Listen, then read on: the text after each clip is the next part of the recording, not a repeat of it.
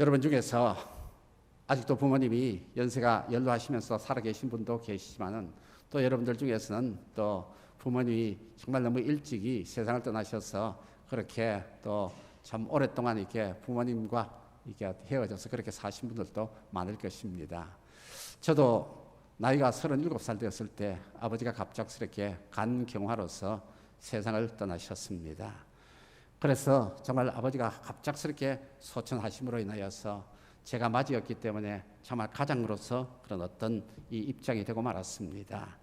그런데 저도 아직까지 그 당시에 37살로서 제 자신의 삶 자체도 안정되지 못한 그런 어떤 상황이었죠. 동생 5동생 전부 다 어렸습니다. 어리고 그다음 그 중에서 또 동생 막내 둘은 또 결혼도 하기 전이었습니다. 그래서 그런 형편이었고 또 아버지도 어머니도 또한 오랜 동안 어떤 병환으로 인하여서 누군가가 곁에서 참 잘 보살펴 드려야 될 어떤 그런 입장이었는데 저는 또 그 당시에 또 이 독일 지사에서 근무하면서 독일에 있었습니다. 그래서 참 이렇게 아버지 장례식을 치르고 난 다음에 이렇게 생각해 보니까 참 막막했어요. 어머니를 누가 돌봐요? 제가 있으면 또 제가 또 모실 것인데 그럴 형편도 아니고 또 독일로 모시고 갈 형편도 아니고 참 이런저런 어머니를 어떻게 모실까부터 시작해서 그 일도 막막했죠.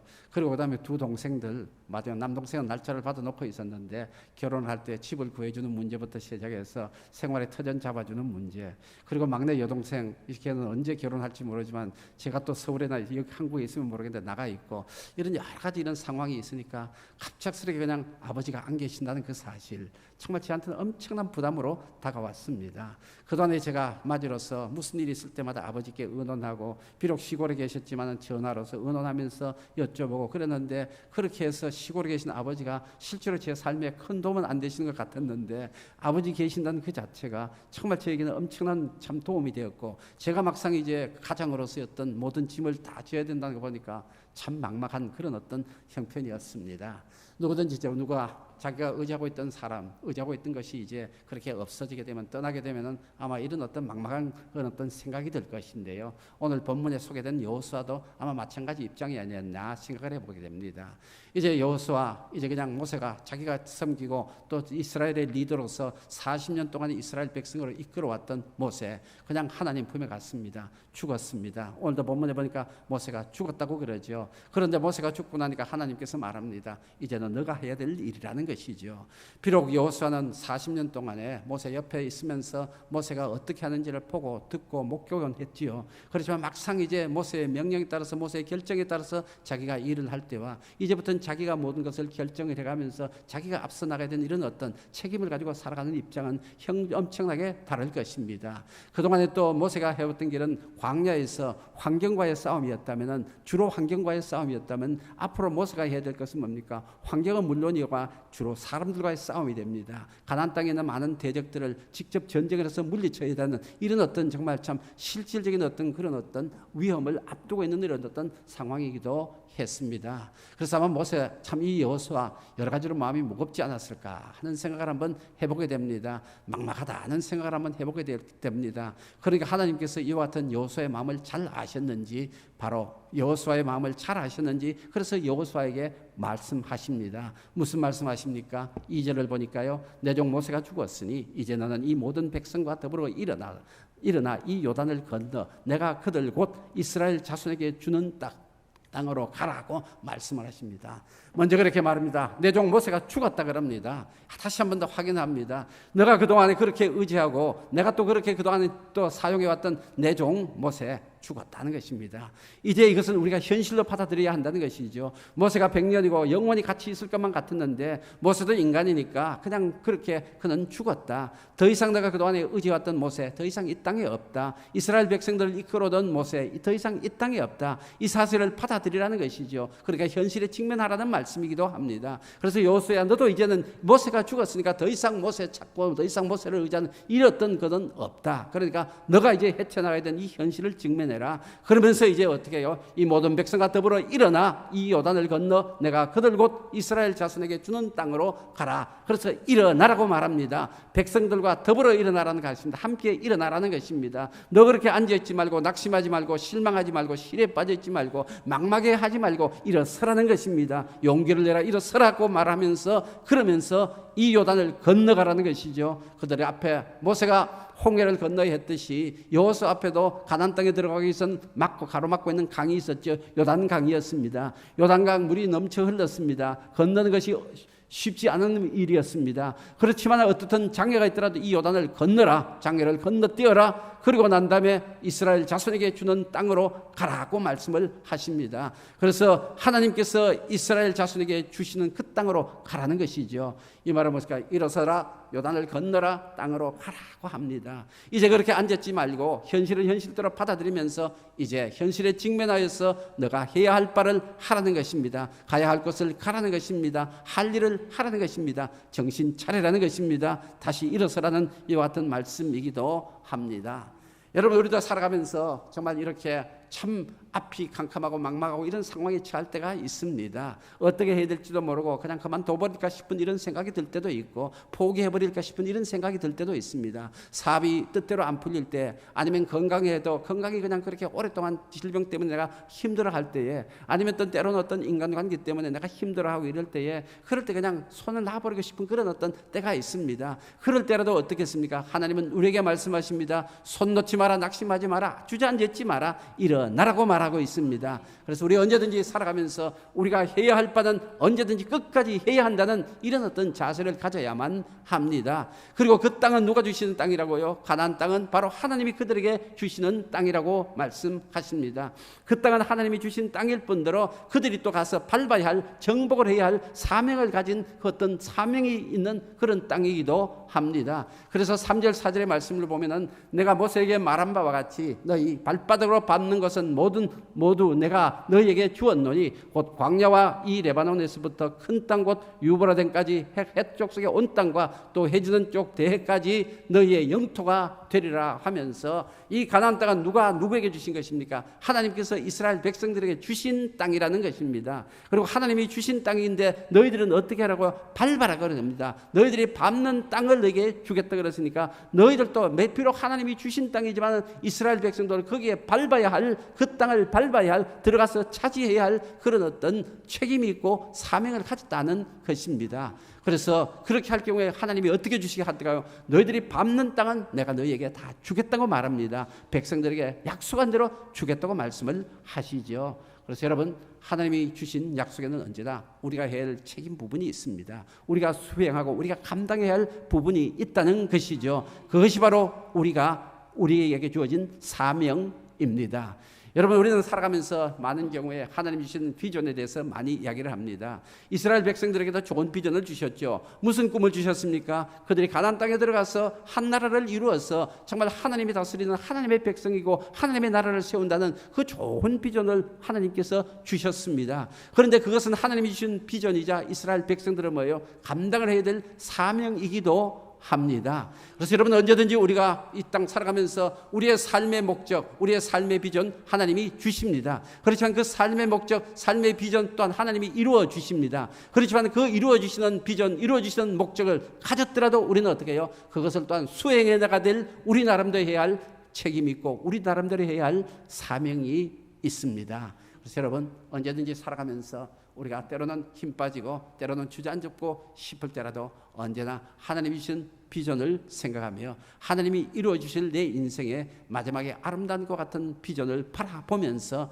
우리 일어서는 우리들이 되어야 되겠습니다. 일어설 때 일어서기 싫더라도, 힘이 들더라도, 힘이 없더라도, 그럴 때라도 어떻게 무엇으로 일어서야 된다고? 사명감으로 일어서야만 합니다. 그래서 언제나 우리는 내 비전을, 내 꿈을 쫓는 것이 아니라 그 꿈을 쫓더라도 언제든지 사명감으로서 모든 것을 감당을 해야 합니다. 우리가 비전만 생각하면은요, 그러면 말아버리지 뭐, 이런 생각하죠. 하지 말지 뭐, 천국 가지 말지 뭐 이런 식으로 해서 포기해버리게 되는데요. 천국을 가야 하는 거요. 어쩌면 하나님이 우리에게 주신 비전이지만 우리가 또 감당해야 될 사명이기도 합니다. 그 가는 길이 아무리 어렵고 힘들더라도요. 그 길은 우리가 가야 한다는 것이죠. 뭐 가고 말고 뭐 가다가 중단하고 이런 어떤 우리에게 선택의 여지가 있는 것이 아니라 우리는 그 길을 가야 한다는 것입니다. 왜요? 하나님이 우리를 하나님의 자녀로 불러주셨고 하나님이 우리에게 단 천국의 비전을 주셨고 그기이기 때문에 그 길은 우리가 가야 한다는 것입니다. 바로 여호수아가 이스라엘 백성들과 같이 가나안 땅에 들어가든 말든 그들의 결정사항이 아니라 하나님이 그들에게 땅을 주셨고 그들은 또한 그곳을 가야 할 의무가 있고 그것이 가야 하는 것이 그들의 사명이라는 것입니다. 그래서 여러분 우리 살아가면서 비전도 좋고 꿈도 좋고 여러 가지 좋지만은요 언제든지 사명감을 가지고요 마지막에 우리를 지켜주는 보루가 뭐야 될까요? 나에게 주신 하나님의 사명감입니다. 그래서 살아가면서 언제든지 사명감으로 살아가는 우리들이 되었으면 합니다. 그 사명감을 가지고 살아갈 때에 하나님이 우리를 지켜주시죠. 여러분 한 분 한 분에 대해서 정말 하나님이 주신 삶의 목적이 있습니다. 여러분 한 분 한 분에 대해서 하나님이 주신 삶의 비전이 있습니다. 그리고 우리 모두에게 궁극적으로 우리에게 약속하신 천국에 대한 소망이 우리 모두에게는 있습니다. 그런데 그곳에 이를 때까지 우리의 인생의 마지막 목적지 하나님이 우리에게 정해 주신 하나님이 우리에게 약속해 주신 그 마지막 목적지에 갈 때까지 그 길이 아무리 험하고 때로는 모세가 없어지는 같이 내가 의지하던 모든 것이 다 사라져버리고 내 홀로 서야 될 그런 어떤 상황이 되더라도 언제나 그 길은 내가 끝까지 가야 한다는 사명감을 가지고 일어서서 어떤 요단과 같은 어떤 장애물이 우리 앞을 가로막고 있더라도 그것을 건너가고 그리고 마지막에는 하나님이 약속하신 그곳으로 가고자 하는 이런 자세가 우리에게 있어야 하겠습니다. 우리 교회 이제 2달이면은 저도 물러가고 후임이 오고 여러 가지 새로운 이제 그런 어떤 상황이 되고 있습니다. 그렇지만 사람은 가고 사람은 오더라도요. 새로운 사람이 오더라도 변함없는 것이 있습니다. 하나님께서 우리 교회를 향하여 주신 하나님이 우리 교회를 향하신 목적이 있고 우리에게 주신 사명이 있습니다. 우리를 왜 이곳으로 불러 모아 주셨을까요? 바로 우리는 이곳으로 불러 모아 주셔서 하나님이 우리를 통하여 이루시고자 하는 목적이 있다는 것이죠. 무엇일까요? 바로 우리가 정말 하나님의 은혜와 사랑을 나누는 화목한 믿음의 공동체 우리 이 예수마을교회가 아름다운 하나님의 나라를 이루어야 합니다. 아름다운 하나님의 나라를 이룸으로 인해서 주의 모든 사람들에게 하나님의 백성들의 공동체 하나님의 백성들이 모인 그 공동체 교회가 어떻다는 것을 보여줘야 한다는 것입니다. 바로 이스라엘 백성들이 가나안 땅에 들어가서 많은 이방 우상을 숨겨놓은 많은 이방 나라 사이에서 그들이 보여줘야 하는 것이 무엇입니까? 하나님의 나라와 하나님의 백성들의 모습을 보여줘야 하듯이 우리도 이 동백 땅에서 이 많은 사람들 주위에 믿지 않는 많은 사람들 가운데서 우리가 여기 있으면서 무엇을 보여드리고 하나님의 백성의 올바른 모습을 하나님의 나라 공동체의 아름다운 모습을 은혜와 사랑의 그 모습을 우리가 보여줘야 할 우리가 의무가 있습니다. 그렇게 함으로써 이 동백에 많은 영혼들을 하나님 앞으로 인도하여야 할 그 사명이 우리에겐 주어져 있습니다. 그래서 우리 이 예수마을교회 사람은 가고 사람은 오더라도 이제 이후에 또 언제 주님이 이 땅에 오실 때까지 수많은 사람이 오고 가고 하더라도 하나님이 이 공동체를 향하여 주신 비전과 이 공동체를 향하여 주신 사명 그 목적은 변함없이 이어져야 할 것입니다. 그래서 여러분 살아가면서 더욱더 이 사명감을 가졌으면 합니다. 그리고 한 가지 분명한 것은 이제 이와 같은 갑작스럽게 이런 어떤 사명감을 가지고 또 사람들이 바뀌고 하면 많은 사람들이 두려워하면서 많은 사람들이 불안해할 수 있을 것 같은데 하나님은 이와 같은 형편을 아시고 말씀합니다. 내가 너와 함께 있겠다. 함께 해주겠다고 말합니다. 함께 해주시겠다는 말은 뭘까요? 바로 도와주시고 언제든지 힘들 때마다 힘이 되어주시겠다는 말씀이지요. 그래서 5절에 보면 같이 한번 읽어볼까요?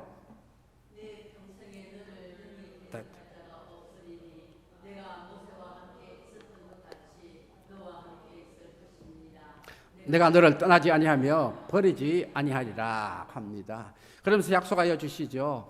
이제 모세는 떠났지만은 너가 의지하고 너가 따르던 모세는 떠났지만은 그렇지만은 이제 누가 함께 해 주시겠다고요? 하나님이 함께 해 주시겠다고 이렇게 약속을 하십니다. 하나님이 함께 해 주실 때 어떻게 함께 해 주신다고요? 바로 모세와 함께 있었던 것 같이 너와 함께 있을 것이다. 너를 떠나지 않겠다. 너를 버리지 않겠다 하면서 끝까지 여호수아와 함께 하시며 여호수아를 도와주시고 여호수아를 지켜주시겠다고 약속을 하시죠. 어떻게 해요? 모세와 함께 했던 같이.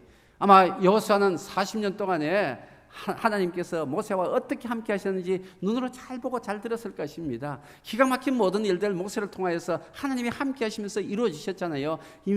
여호수아는 어느 누구보다도 곁에서 그것을 잘 봤던 사람입니다. 그래서 하나님께서는 여호수아에게 말씀하시죠. 내가 모세와 함께 하였듯이 너와도 함께 해 주시겠다는 것입니다. 모세는 무슨 바로하고 대결할 때부터 시작해 가서 많은 이적과 많은 기적의 현장에서도 하나님이 함께해 주셔서 도와주셨고, 홍해가 가로막고 있는 그 같은 막막한 상황에서도 뒤에서는 바로의 군대가 쳐들어오고 그렇게 정말 꼼짝달싹 못하는 진퇴양난의 그 상황에서도 하나님께서 모세와 함께해 주셔서 모든 문제를 해결해 주셨던 것을 봤습니다. 그 많은 백성들이 원망불평하고 모세를 향하여서 아론을 향해서 대적할 때도 하나님께서 어떻게 그들을 막아주시고 모세를 지켜주시고 함께해 주셨는지를 여호수아는 곁에서 잘 봤습니다. 그리고 또 모세가 또 시내산 가서 하나님의 말씀을 받을 때도 여호수아는 어떻게 해서 하나님께서 모세와 함께 해주시는 것을 잘 보았습니다. 그래서 모든 상황 가운데서 40년 동안에 정말 하나님이 어떻게 모세를 도와가지고 어떻게 도와주셨는지 함께 하셨는지를 잘 봤기 때문에 하나님은 다시 여호수아에게 약속해 주십니다. 내가 모세와 함께 했듯이 너와 함께 해 주시겠다고 약속을 하십니다. 그랬을 경우에 어떻게 된다고요? 내 평생에 너를 대적할 자가 없다는 것입니다. 앞으로 너가 가는 길에 있어서 어떤 대적이 있더라도 너를 대적할 자가 없이 해주겠다고, 너와 함께 해주시겠다고. 그래서 여러분, 우리가 살아가면서 하나님이 우리와 함께 하신 것보다도 더 든든한 것이 누가 있겠습니까? 사람은 언제든지 떠나게 됩니다.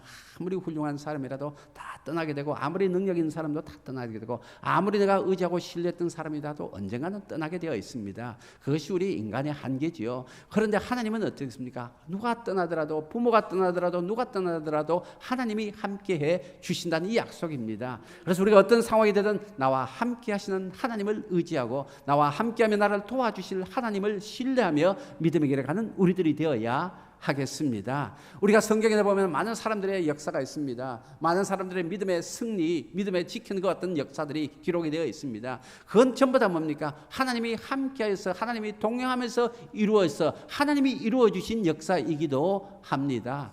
여러분, 야곱을 한번 보죠. 야곱이 어떻든 간에 자기 얕은 꾀를 부리다가 에서한테 미움을 받아서 에서가 자기를 죽이려니까 외삼촌 집으로 가지 않습니까? 도망갈 때 베델에 이르렀습니다. 잘 데도 없어가 들판에 정말 돌을 베개 삼아서 잡니다. 자기가 앞으로 어떤 일을 닥칠지, 그 다음에 또 그 바단 아람의 외삼촌 집에 가까이 그 길이 어떨지, 정말 가보지도 않은 길, 그렇게 가는 그 험한 길입니다. 아마 굉장히 불안했을 것입니다. 그런데 꿈에 하나님께서는 나타나십니다. 내가 너와 함께 하리라고 하면서, 창세기 28장에 그런 말 15절에 있죠. 내가 너와 함께 하리라 그러면서 내가 어디를 가든지 너와 함께해서 반드시 너가 너의 부모 집으로 돌아오도록 내가 지켜주고 보호해 주겠다고 약속을 해 주십니다. 그러니까 두려워하지 말라, 갔다 오라. 그리고 그 다음에 또 야곱에게도 꿈을 주십니다. 너에게 이 땅을 물려주겠다고 아브라함에게 약속하고 이삭에게 약속하신 이 가나안 땅을 너가 차지하도록 내가 해주겠다면서 비전을 주시면서, 그 비전이 하나님의 약속이 이루어질 때까지 너와 함께하며 어디를 가든지 지켜주시겠다고 약속을 하죠. 실제로 하나님이 그렇게 해주셨지 않습니까?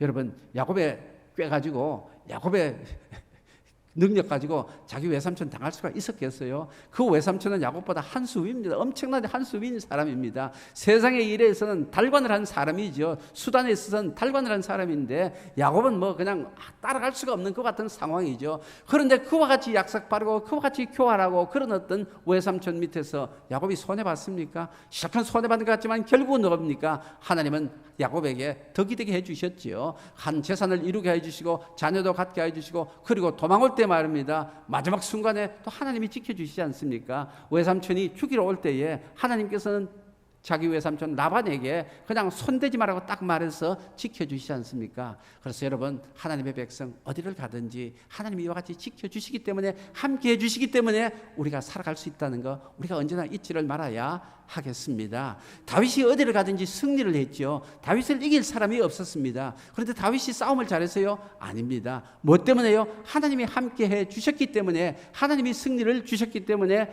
어디를 가든지 이겼다고 사무엘하 8장에 보면 있습니다. 어디를 가서 누구를 만나서 어느 나라를 만나서 전쟁을 하든지 간에 다윗은 언제나 승리를 했는데 어떻게 해요? 하나님이 함께 주셨기 때문입니다. 그래서 오늘 하나님은 여호수아에게 말씀하십니다. 내 평생에 너를 능히 대적할 자가 없을 것이다. 너가 앞으로 가는 길에 있어서 너 어떤 방해가 있다고 어떤 대적이 있더라도 너를 대적할 자가 없을 것이다. 하면 왜요? 하나님이 승리를 주시겠다는 약속이기 때문입니다. 그래서 여러분, 우리도 살아가면서 정말 어떤 상황이 되든 하나님이 나와 함께 계심을 믿는 믿음을 가졌으면 합니다. 하나님이 동행하고 계시고 하나님이 나를 도와주신다는 거 한번 여러분이 언제나 마음에 새기면서 믿음의 길을 가기를 바랍니다. 여러분 지금까지 살아오시는데도요, 여러분 수많은 일이 있었습니다. 한번 생각해 보십시오. 뭐 유명한 간증들만, 그 간증자들만이 대단한 일을 겪은 간증한 사람들만이 그런 일이 있는 것이 아니라 우리 각자에게도 하나님이 함께 하시며 하나님이 우리를 지켜주시고 보호해 주시고 인도해 주신 일이 우리 삶 가운데서 지금까지 수없이 이루어졌다는 사실을 우리가 인정을 해야 할 것입니다. 그래서 언제든지 우리 살아가면서 정말 하나님이 우리와 함께 하시며 우리를 지켜주신다는 이 믿음을 가지고 그 다음에 어떻게 될까요? 이제 우리가 강하고 담대한 마음을 가져야 하겠습니다. 그러면서 하나님은 여호수아에게 말씀하시죠. 너가 강하고 담대하라고 말씀을 하십니다. 내가 너와 함께 해주시고 너를 이길 자가 없이 내가 너를 지켜줄 테니까 이제부터 너는 담대하라. 9절에 보니까 강하고 담대하라. 두려워 말며 놀라지 말라. 내가 어디로 가든지 내 하나님 여호와가 너와 함께한다. 하나님이 함께 해주시니까 비록 너가 힘이 없고 너가 가야 할 길을 모르고 너의 대적이 그냥 막강한 대적이 앞에 오더라도 두려워하지 말라. 떨지 마라. 겁먹지 마라. 놀라지 말라. 그냥 내가 너와 함께하니까 너는 오직 강하고 담대하라고 말씀합니다. 그래서 우리 어떤 형편이라든요, 하나님을 의지하고 하나님이 함께 계심을 믿는 믿음으로써 하나님을 신뢰하면서 우리 마음을 좀 굳세게 했으면 합니다. 좀 약한 마음 먹지 말기를 바랍니다. 여러분 운동선수 중에서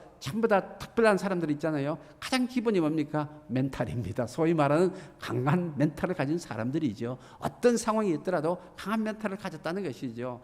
여러분 또 운동 이야기해서 그렇습니다. 우리 정현 선수 테니스 US 오픈에 나가 있는데 그냥 2회전에 있잖아요. 자기보다 강한 사람을 만났습니다. 백전노장을 만났습니다. 그런데 보니까 2대0으로 지고 있어. 한 세트만 지면 지게 되는데 그 다음에 세 세트를 다 이겼더구만요. 세 세트를 다 이겨가지고 그렇게 해가지고는 그 역전을 했는데요. 그런데 마지막 세트를 또 보니까 이렇게 됐어요. 30대 40을 해가지고 있잖아요. 그냥 이제 매치 포인트가 갖는 겁니다. 자기가 이제 2대2에서 마지막 5세트에 갔는데 마지막 게임에서 30대 40으로서 자기가 매치 포인트 한 점만 지면은 지게 되는 그런 상황이 되었습니다. 그런 상황이 됐는데도 덤덤하게 상대방 선수 이제 한 점만 먹이면 이긴다는 생각이 있는데 그런데 정현 선수는 덤덤했다는 것이죠. 그러고 난 다음에 그걸 듀스로 만들어가지고 듀스로 만들어서 또 마지막을 뒤집어서 타이브레이크 가서 역전을 했다는 것이죠. 여러분 이 모든 것일까요? 우리가 운동 경기 하나를 하더라도 그런 아슬아슬한 순간에 벼랑 끝에 몰리는 그런 순간이 있을지라도 일단 뭐가 됩니까? 마음이 강해야 된다는 것입니다. 담대해야 된다는 것입니다. 그런데 우리는 어떻습니까? 내 능력은 비록 연약하고 내 어떤 입장은 또 정말 막중하게 아주 절박한 상황이 있더라도 우리에게는 누가 계십니까? 하나님이 함께 하시고 도와주십니다. 하나님이 어떤 분이십니까? 전지전능하신 하나님이죠. 모든 형편을 하시고 모든 능력을 가지신 하나님이십니다. 모든 것을 다 지배하시고 모든 것을 주장하시는 하나님이 나와 함께 하시며 도와주시겠다는 약속이 있으니까요. 우리 어떤 상황이든 어떻게 될까요? 하나님만을 의지하고 하나님만을 신뢰하면서 담대하게 나아가야 하겠습니다. 다윗이 어디를 나가든지 어때요? 담대했습니다. 자기가 뭐 힘이 있어서 담대했을까요? 어릴 때 있잖아요. 양칠 때에 곰하고 사자가 양 공격해 옵니다.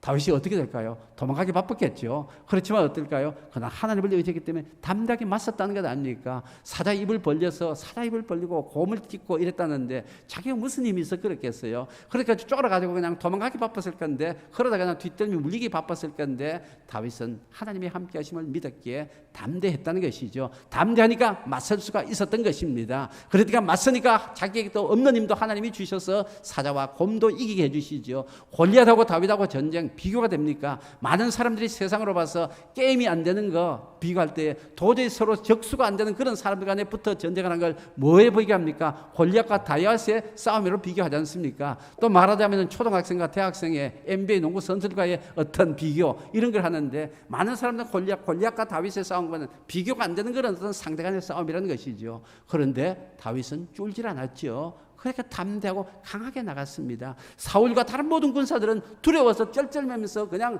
골리앗이 그렇게 조롱을 하고 무시를 하는데도 나지도 못하고 쩔쩔매고 있는데 다윗은 담대하게 나가죠. 강하게 나가죠. 왜요? 하나님이 함께 하심을 믿으니까요. 하나님이 그 자기에게 승리를 주실 것을 믿는 믿음이 있으니까 강하고 담대하게 나갑니다. 여러분 정말로 믿음 있는 사람은 이와 같이 어떤 상황이 되든 쫄아들지 않습니다. 두려워하지 않습니다. 놀라지 않습니다. 물러서지 않습니다. 하나님이 함께 해주실 것을 믿고 정면으로 도전하면서 나아가는 이런 어떤 강한 마음을 가집니다. 그래서 여러분 진정한 믿음은 이와 같이 담대한 마음을 갖게 하고요. 그 다음에 사명의 길을 굳건히 가게 됩니다. 그래서 여러분 어떤 상황이 있든 하나님이 함께 계심을 믿는 믿음으로써 이제 두려워하거나 놀라거나 실망하거나 낙심하거나 주저앉지 말고 강하고 담대한 굳은 마음을 가지기를 부탁을 드리겠습니다. 그리고 이제 그 다음에 이런 강한 마음을 가졌으면 그 다음에 어떻게 해야 될까요? 어떤 상황이 되든 우리가 가야 할 사명의 길은 하나님의 인도하심을 받아야 합니다. 우리가 가보지 않는 길입니다. 겪어보지 않는 환경입니다. 그럴 때 우리를 인도해 주실 건 뭡니까? 하나님의 말씀이죠. 하나님의 명령입니다. 하나님의 법입니다. 그래서 하나님은 오늘 여호수아에게도 말씀하십니다. 너가 앞으로 가나안 땅에 들어가거든 어떻게 하라고요? 하나님의 말씀을 지키라고 말씀합니다. 우리 7절과 8절을 같이 한번 읽어보시겠습니다.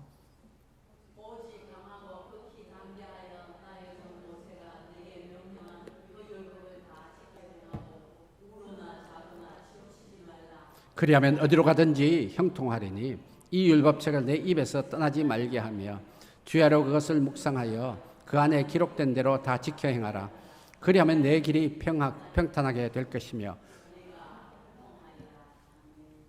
앞으로 할 일이 뭘까요? 바로 일어서서 요단을 건너가서 땅으로 들어가는데 마음을 강하게 담대해서 가면서 어떻게 하라고요? 하나님의 말씀 따라 하라는 것입니다. 그래서 모세가 기록된 대로 모세를 통해서 기록된 대로 다 지켜 행하라는 것이죠.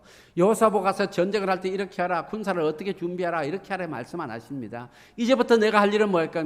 오직 하나님의 말씀대로만 살아가라는 것입니다. 말씀을 지키고 말씀대로만 따라 살아가라는 것입니다. 그런데 거기서 이 말씀을 지키는 것도 어떻게 해요? 극히 강하고 담대해야 말씀을 지킨다는 것입니다. 안 그러면 우리가 있잖아요. 하나님의 말씀 따르기보다는 내 눈에 보이는 대로 세상적인 지식과 세상적인 어떤 상식대로 살아가기가 쉽다는 것이죠. 무슨 말씀일까요? 바로 여호수아가 이제 이 여리고성을 공격하기 전입니다. 그 건너갔습니다. 거기서 이제 어떻게 해요? 하나님이 갑자기 뭐라고 그럽니까? 너 바로 전부 다 이스라엘 백성들에게 할 일을 하라 그러지 않습니까? 할 일을 하는데 앞으로 지금 적들 앞에서 할 일을 해서 한 3, 4일 그냥 아픈 남자들 다 누워보세요. 뭐냐, 적이 만약에 공격하면 이거 뭐 다시 다 죽고 말하는 것이죠. 이럴 때 사실 생각해보면, 아유, 하나님 이 판에, 이 마당에 지금 이 시점에 어떻게 할 일을 하겠습니까? 이거 세상적인 상식이죠. 그런데 하나님은 어떻게 해요? 어떻게 하면 너가 극히 강하고 담대여 내 종 모세가 내게 명령한 그 율법을 다 지켜 행하라는 것이죠.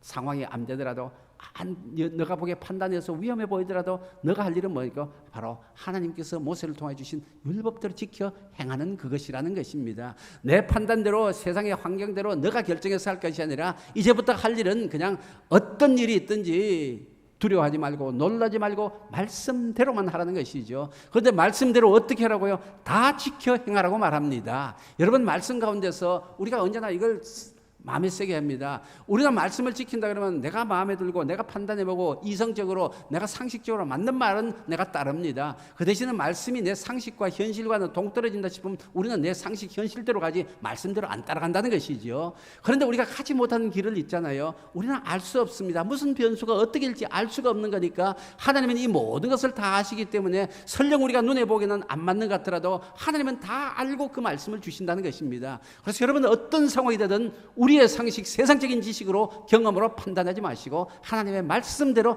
곧이곧대로 우직하게 한번 따라보기를 바랍니다. 지금 여호수아가 할 일은 전쟁을 준비하고 뭐를 할 일이 아니라 무엇보다도 중요한 것은 어떤 상황이 되더라도 어떤 대적을 만나더라도 어떤 어려움이 있더라도 하나님 말씀대로만 다 지켜 행하는 그것이라는 것입니다. 그리고 이게 보면 이게 또 마지막에 보니까 모세 그 안에 기록된 대로 다 지켜 행하라 그럽니다. 하나님 말씀 안에 성경 안에 기록된 대로 다 지켜 행하라는 것입니다. 여러분 기록된 대로입니다. 내 나름대로 해석해가지고 내 나름대로 좋은 대로 하라는 것이 아닙니다. 그래서 언제나 우리의 말씀을 지킨 데 있어서는 철두철미한 그런 어떤 우리들의 자세가 있어야 되고요. 우로나 좌로나 치우치지 마라. 때로는 보니까 이렇게 하니까 이 길로 말씀은 이 길로 가라 그럽니다. 아닌 것 같아. 왼쪽 길로 빠지는 것이 더 좋을 것 같아. 이 곁길로 가는 것이 더 좋을 것 같아. 어떤 데는 보니까 아니야, 오른쪽 이 길로 가는 것이 더 좋을 것 같아. 이러면서 우리는 우리 나름대로 하나님은 이 길로 가라가는데 내가 판단해서 아니야, 이 길보다는 잠시 이렇게 돌아가서 또 돌아가면 될 거 아니야. 이렇게 해서 우회 도로를 왼쪽이든 오른쪽이든 이렇게 나던데요.